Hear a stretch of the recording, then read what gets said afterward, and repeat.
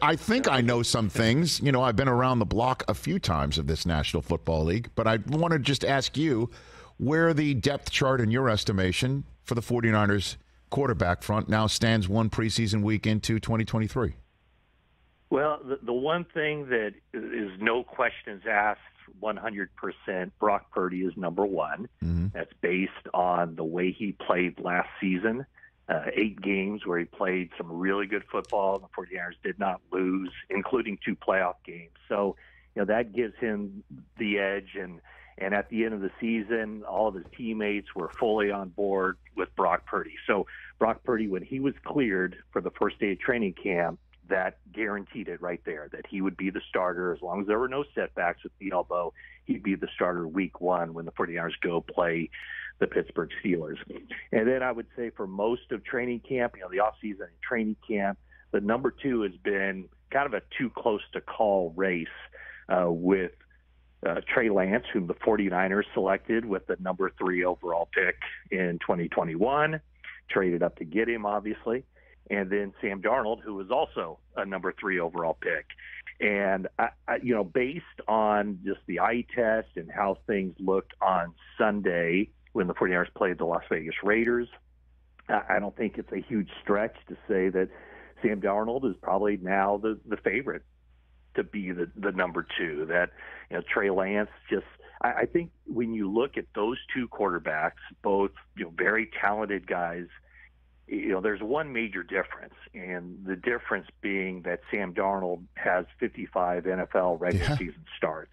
And granted, it's a mixed bag, and probably, is bad experience good experience? Well, I think when you just watched him perform on Sunday, you could see the experience more than with Trey Lance, who only has 4 NFL starts. And one of those starts, he got injured early in the first quarter, and he was out for the season. That was last year when he started the season as the 49ers number 1, and then Jimmy Garoppolo came in, and then later Brock Purdy. So I think the number one thing just working against Trey Lance is he's 23 years old, and he simply has not played a lot of football since his final high school season at Marshall High in Minnesota. Because remember, he was only a 1-year starter at North Dakota State. Mm-hmm. So he just, yesterday was rough. He held the ball too long.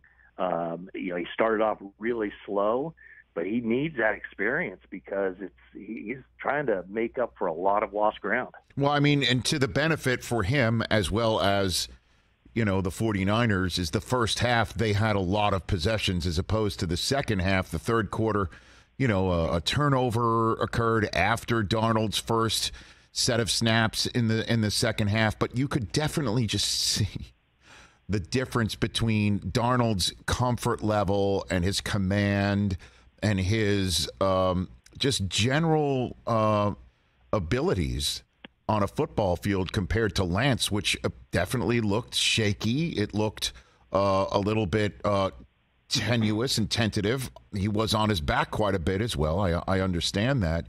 And you look at Darnold, you got to sit here and think, as you pointed out, in his 55 starts, mixed bag. Part of that mixed bag was Adam Gase in New York after the coach that drafted him got fired. And then he goes to Matt Rule, who then, gets fired, right? And, at injuries and whatnot. So he's got to be sitting there, in a Kyle Shanahan world going, okay, so the sun can shine in the National Football League.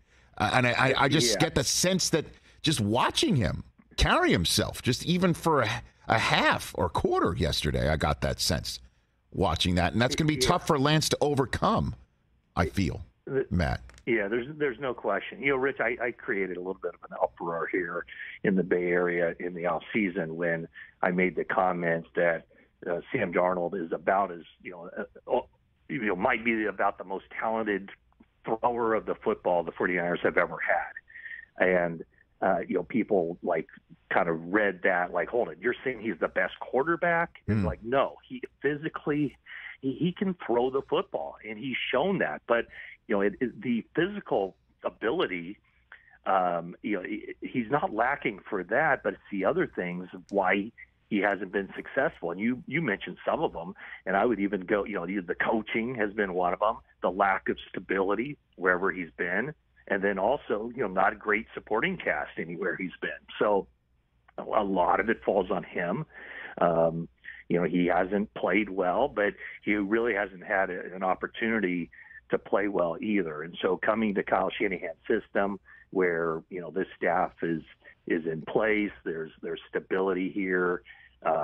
It's a different offensive system. It's a very friendly quarterback system. It's also a very friendly for the quarterbacks because all he has to do is look around and see, there's George Kittle, there's Christian McCaffrey behind me, there's Deebo Samuel and Brandon Ayuk on the outside, the Kyle Juszczyk. I mean, they have tremendous offensive weapons. And so, the quarterback doesn't have to be a world beater where, hey, guys jump aboard, I'm going to carry it to victory.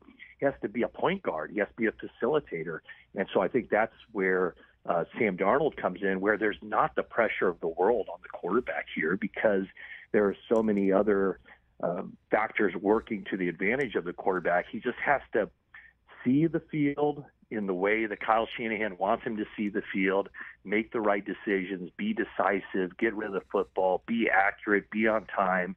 And that was an area in the game yesterday where Trey Lance struggled and Sam Darnold looked pretty good. A very brief playing time for Sam Darnold, but you could see the physical talent, and you could just see that he had a calm about him that maybe Jets fans and Panthers fans didn't see nearly as often as they would have liked. Catch the Rich Eisen Show every single day on the Roku channel, 12 to 3 Eastern, for free.